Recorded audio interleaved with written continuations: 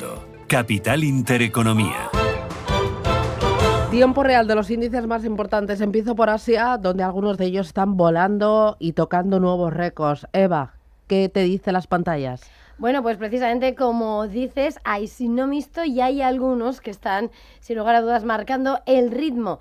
Está el caso del Kospi surcoreano con segundo récord consecutivo y que hace que el índice esté avanzando hasta un 2,95% en los 8.285 puntos. Más relajado vemos al índice Nikkei en Tokio, que aún así hoy ha marcado récord por primera vez, ha superado los 66.000 euros, aunque hasta ahora cotiza más rezagado en los 65.277 puntos. Y por supuesto, lectura sobre el resto de los principales índices.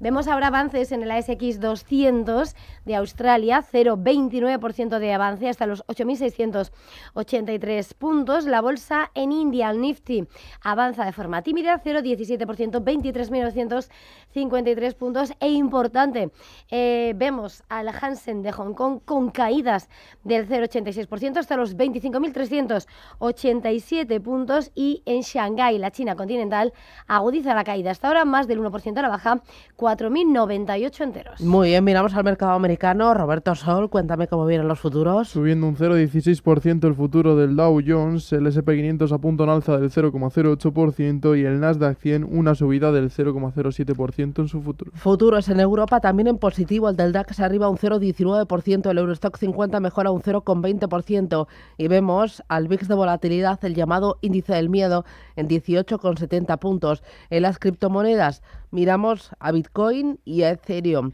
Bitcoin 75.600 dólares y Ethereum 2.072. Esta es la fotografía. Vamos al contenido.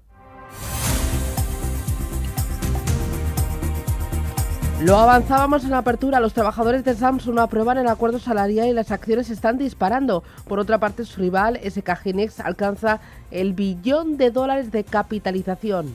Pues sí, empezando por lo último, ese hito, SK Hynix, que se ha convertido en la segunda empresa surcoreana en entrar en el selecto club del $1 billón tras su rival Samsung, y que se posiciona como la tercera asiática al mismo tiempo, dado que la taiwanesa TSMC sigue siendo la más valiosa con $2 billones. SK Hynix alcanza el hito en medio del auge del optimismo en torno a la inteligencia artificial, mientras que vemos cómo sus acciones a esta hora se anotan casi un 13% de subida, mientras que vemos como las subidas de Samsung rozan el 6% a esta hora, y TSMC, ya que hablábamos de la taiwanesa, subidas del 1,98%. Hoy Samsung, que además, como dices, celebra ese acuerdo sobre bonificaciones respaldado por el 74% de los trabajadores sindicalizados con derecho a voto y que evita una huelga masiva de 18 días. Miramos ahora a Xiaomi. Ha presentado un beneficio, pero de lo esperado, lo hizo ayer y advertía que la industria deberá adaptarse a la nueva normalidad ante el aumento de los costes de la memoria. Pues sí, hoy que los títulos de Xiaomi vemos cómo retroceden un 2,76% y pendientes, por tanto, de esos vientos en contra de los que ha advertido por el aumento de los precios de los componentes, incluida la memoria, y por la competencia en la industria. Su beneficio trimestral, que se desplomaba un 57%, con una caída de los ingresos del 11%, y donde la facturación de vehículos eléctricos inteligentes y hay otras nuevas iniciativas suben casi un 7%. En cuanto al lanzamiento de sus próximos vehículos, dice que las entregas del U7 G7 van a comenzar este viernes. Más cosas que hay que tener en el radar. Los beneficios industriales de China se disparan un 24,7% en abril. Se trata del mayor incremento en más de 2 años y aquí también se cuela la tecnología.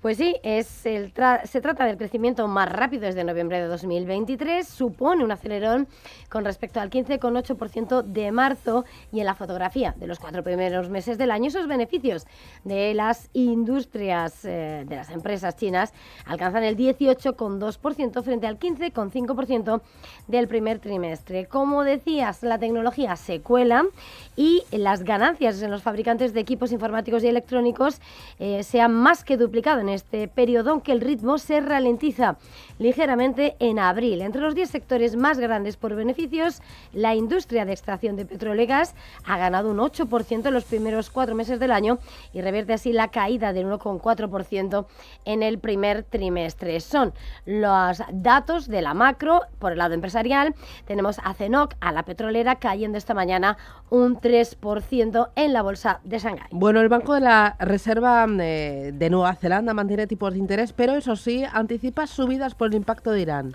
Pues sí, son los tipos que se mantienen en el 2 y 25%, tal y como se esperaba, y ese mensaje hawkish de que los costes de financiación probablemente tendrán que subir en los próximos meses, ya que el conflicto en Oriente Próximo alimenta las presiones inflacionarias y debilita el crecimiento global. La decisión, además, ha dejado a la vista una profunda división en el Comité de Política Monetaria. El banco espera que la inflación anual se acelere hasta el 4,3% en el tercer trimestre de 2026, tras alcanzar el 3,1% en marzo. Y terminamos con el Banco de Japón. Su gobernador advierte de que la crisis energética puede volverse persistente en un entorno de altas expectativas de inflación. Pues sí, su gobernador Kazuo Ueda cree que los bancos centrales no deberían mirar los precios del petróleo de forma aislada, porque asegura una crisis energética temporal puede volverse persistente si influyen los salarios, las expectativas y el comportamiento de fijación de precios. Declaraciones que en el caso de Japón llegan en un momento donde se alimentan las presiones inflacionarias y hay un aumento salarial. Todo en una jornada donde la subasta de bonos a 40 años del país ha registrado una demanda por encima de la media. La cobertura ha sido de 2,70 frente a 2,54 anterior y el rendimiento de adjudicación 3,84% frente al 3,6% anterior. El rendimiento en el 40 años se queda en el 4,09%, por debajo del pico de este mes del 4,35%. Miramos al mercado americano, atentos porque hoy tendremos solicitudes semanales de hipotecas, encuesta semanal de empleo ADP y el índice Redbook de ventas minoristas. Tendremos también comparecencia de Lisa Cook, miembro de la FED, y las cuentas de Marvell Technology. Ayer, pues signo mixto, subidas del 1,19% para el Nasdaq, del 0,61% para el S&P 500, pero el Dow Jones bajó un 0,23%. Las bolsas retoman su actividad después del día de los caídos, renovando máximos en el índice tecnológico y en el Standard & Poor's. Estos se han visto impulsados por la tecnología, las compañías de semiconductores y por Micron superó el $1 billón de capitalización, haciendo que ya sea una de las más valiosas del mundo. Sus acciones se dispararon un 19%, su mayor subida en el año, después de que UBS elevara su precio objetivo de $535 a 1.625. Los contratos de larga duración de 3 a 5 años hacen que estos incluyan compromisos fijos de volumen y que la entidad financiera se haya decidido a llevar a cabo esta gran mejora de calificación. La subida se extendió al resto de compañías de chips, con alzas de más del 4% para Qualcomm, de más del 3% para Intel, casi un 8% para AMD y subida de 2 puntos porcentuales para Broadcom.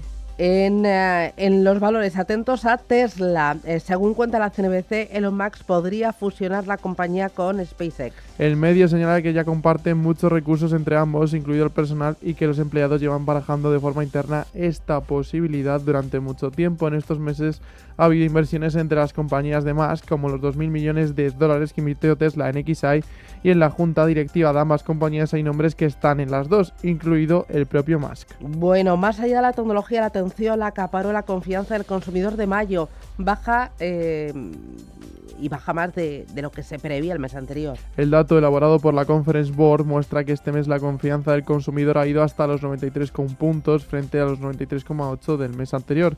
Ha sido peor que los temores inflacionistas derivados del conflicto de Irán. Con todo, ha estado por encima de los 91,9 puntos que anticipaba el mercado. El que sí fue buen dato el que arrojó el índice manufacturero de la FED de Dallas, que repuntó hasta una lectura de 0,4 en mayo frente al menos 2,3 de abril, superando también las expectativas que tenían sobre él. Kevin Hassett, director del Consejo Económico Nacional, se muestra optimista con el estado de la economía estadounidense. Y lo estamos viendo en los datos ahora mismo, pero imagina si esto se resuelve, la gente tiene claridad, hacen la decisión basada en lo que es mejor para ellos, todo ese tipo de demanda pendiente va a ser la llegada sobre los números que he hablado, así que realmente creo que puede ser un cuarto como ese y no es imprecedente. La última vez que vimos una economía que parecía así fue en los 90, cuando de repente el Internet cambió todo.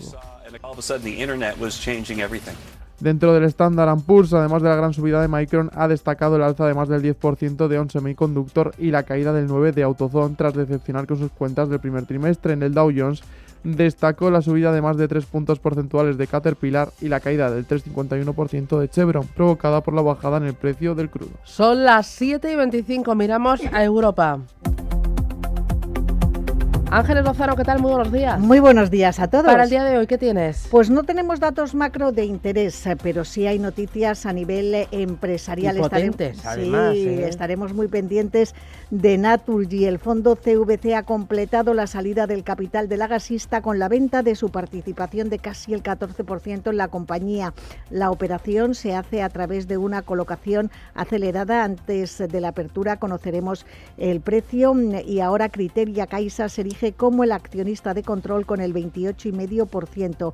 Este paquete de más de 133 millones de acciones del que se desprende CVC está valorado en unos 4.000 millones de euros y los títulos irán directamente al free float, que es el porcentaje de valores de la empresa que está disponible para la compraventa pública en el mercado.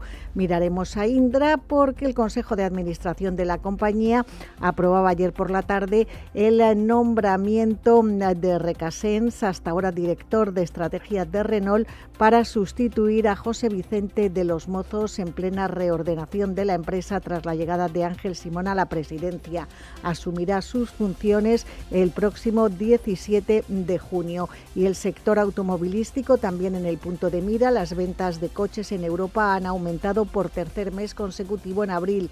Las matriculaciones de coches nuevos han subido un 7% hasta 1,15 millones de unidades. Además, Grenergy hoy va a presentar los resultados del primer trimestre del año y una actualización de su plan de inversión.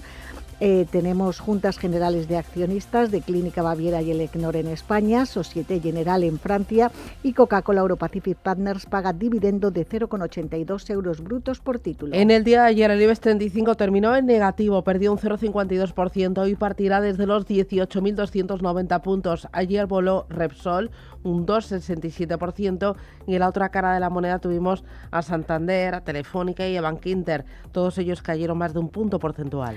Pues sí, fue una jornada negativa en Europa. Los inversores se contagiaban del desánimo tras las noticias que nos llegaban de nuevos ataques de Estados Unidos en Irán y de la subida del precio del petróleo. Contabas lo que pasó en el IBEX, en Londres, que no había vivido la jornada anterior claramente alcista. Se vieron avances del 0,24%. Se anotaba parte del rally que se perdía por ese festivo. El DAX alemán cayó un 0,80%. París perdió un punto porcentual y el MIPTEL italiano se dejó un 0,64%. Vimos movimientos significativos en valores como British Petroleum. El gigante petrolero británico se dejaba un 4% ante el repentino cese de su presidente Albert Manifold, y Ferrari se desplomaba un 8,4% tras presentar su primer modelo eléctrico. Nos explicaba por qué Javier Cabrera, analista de XTV. Parece que los consumidores, sobre todo de la parte de lujo, no están convencidos del migraje al coche eléctrico, pues siguen prefiriendo un coche de combustión, y lo hemos visto también en otro tipo de empresas como por ejemplo Porsche. Entonces pensamos que los inversores esperan un impacto negativo en sus cuentas por esta migración a coches eléctricos, y desde luego no está nada claro cómo va a seguir funcionando pues ese mix de ingresos entre uno y otro. Bueno, y es muy importante ver hacia dónde va el dinero. Ayer Inverco publicó datos